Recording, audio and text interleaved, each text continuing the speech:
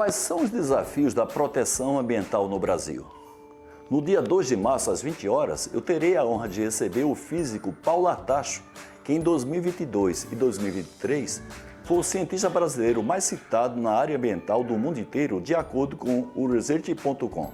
Ele coordena o Centro de Estudos Amazônia Sustentável da USP e faz parte do Conselho Científico da COP30.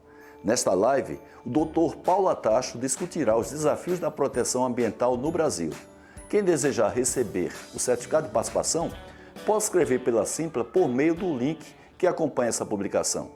Compartilhe esse vídeo com a sua rede, na sua empresa, na sua escola, na sua instituição. Paulo Artacho e eu esperamos por você nessa segunda-feira, 20 horas, horário de Brasília, YouTube, LinkedIn e Instagram. Até lá!